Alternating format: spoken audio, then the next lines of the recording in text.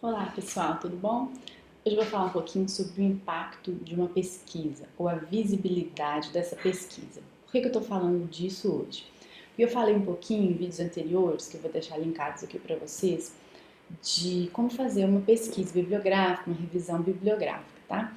E aí muitas pessoas perguntam às vezes assim, tá, mas então como é que eu faço para saber se esse artigo é bom, né? Assim, é importante? Isso é uma dúvida muito comum entre quem está começando, né? Entre os alunos que nunca fizeram uma pesquisa bibliográfica, estão começando a fazer pesquisa científica, tá? Então, como é que eu olho para um artigo e sei se é um artigo bom, né? Um artigo de relevância e tal?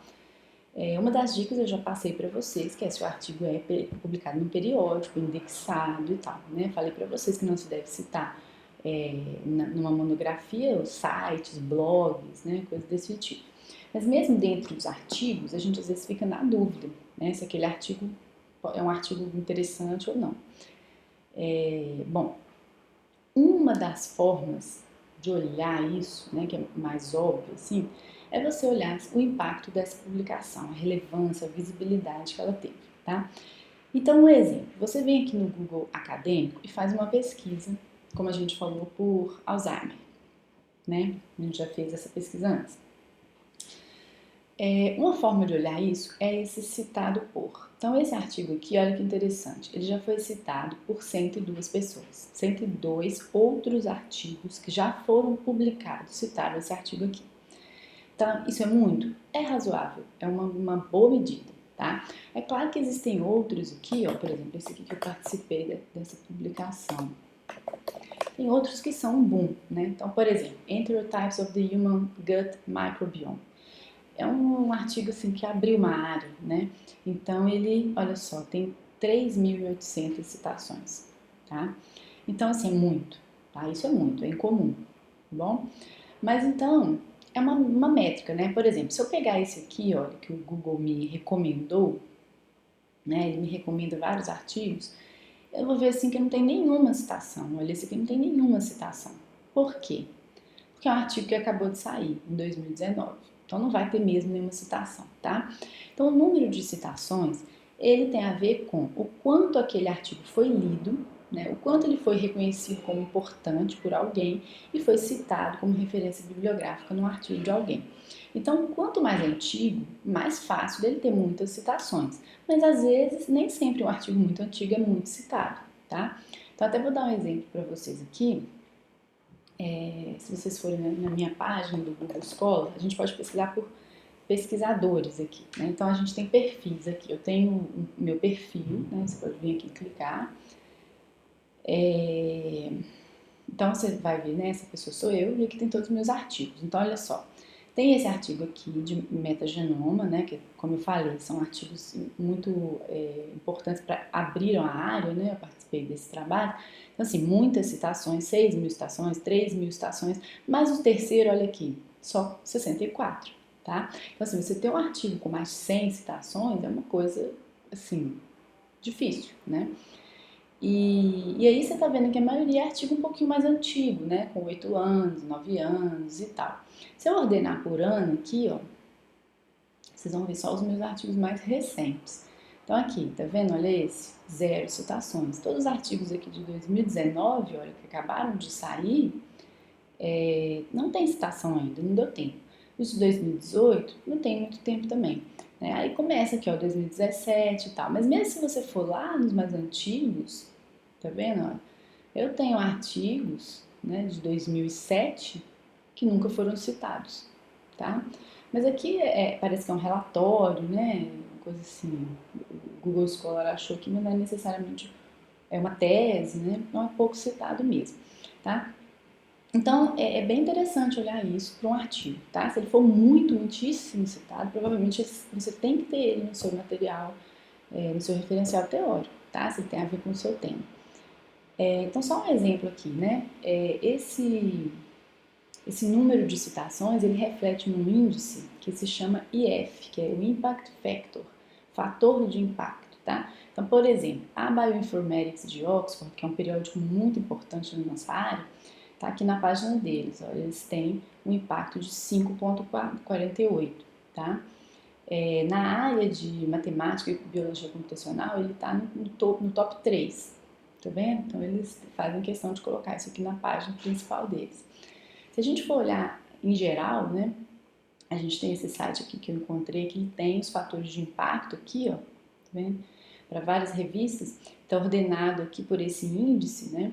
Então, as principais revistas, né, do mundo que tem mais impacto são essas aqui, ó, de câncer, a Nature, Review Genetics, tá vendo? Essas duas eu nem sei o que é, mas várias das revistas Nature, olha, elas têm um impacto muito alto, tá vendo? Immunology, Materials, a revista Cell é muito importante, Nature Reviews Cancer, e assim vai, né? Então, assim, são impactos altíssimos, acima de 10 é um impacto altíssimo.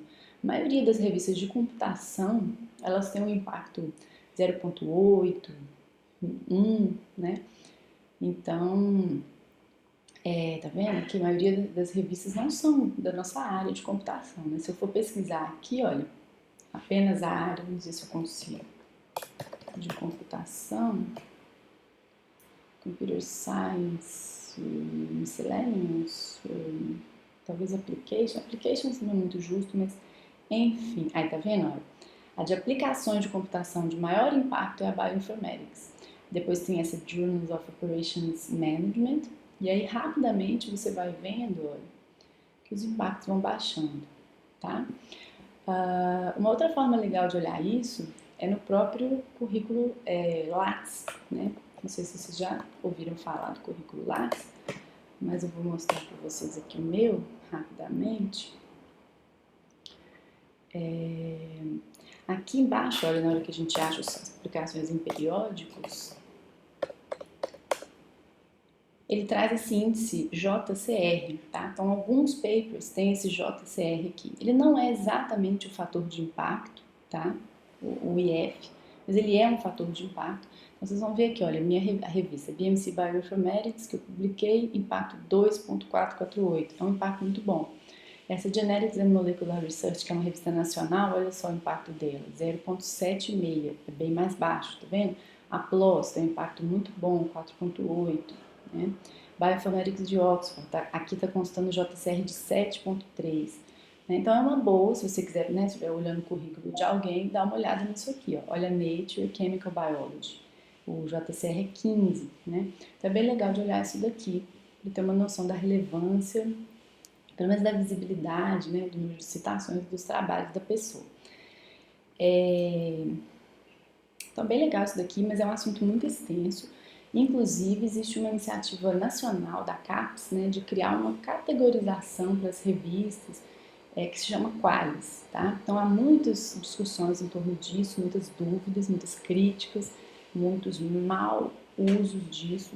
E se você quiser saber mais sobre isso, não vou falar nesse vídeo porque vai ficar muito longo, mas deixa um comentário aqui que eu posso falar um pouquinho mais sobre isso também.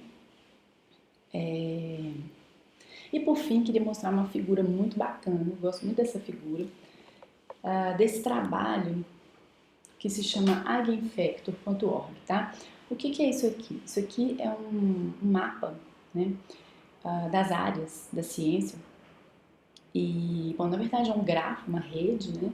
Cada nó aqui é uma área. Se não me engano, são dados de 2004.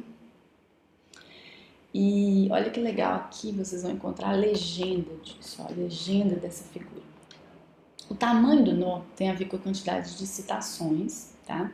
Mas ele tem um núcleo e ele tem a borda. O núcleo é o in degree, ou seja, é o número de citações que chegam nessa área. E a borda é o out degree, ou seja, o número de citações que saem dessa área. E aí, o fluxo aqui, a aresta, né, também tem duas direções. Então, a espessura dela indo para lá e a espessura indo para cá. Né, que às vezes a área A cita muito mais a área B do que a B cita a A, tá? Então, olha que bacana esse grafo, em geral, né, das áreas da ciência, né? O que está de maior aqui e mais intenso em cor, né, são as áreas mais citadas. E o que está menorzinho, com a cor mais suave, são as áreas menos citadas. A mesma coisa vale para a aresta.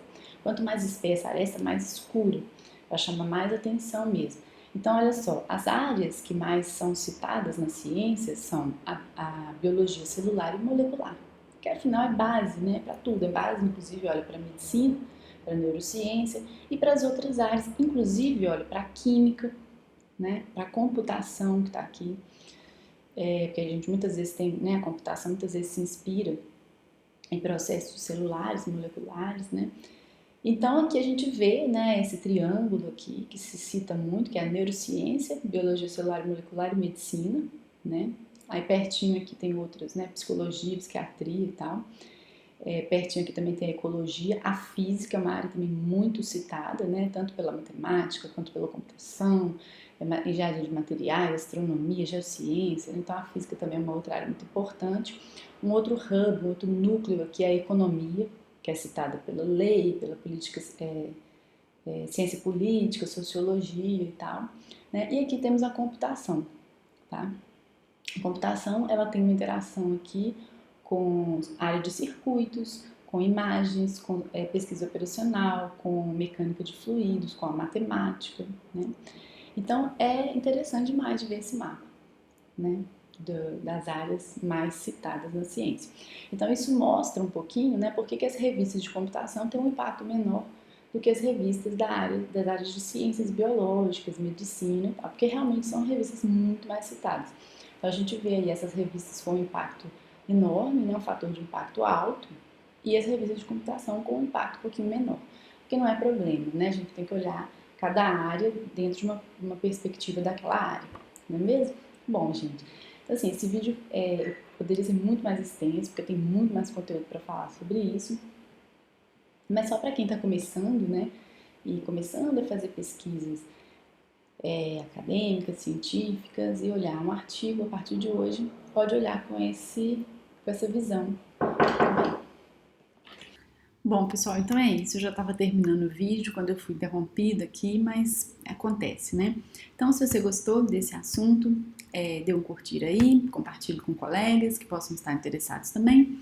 Se você está chegando aqui agora, se inscreva no canal para receber mais informações sobre bioinformática, pesquisa científica. E é isso. Até o próximo vídeo.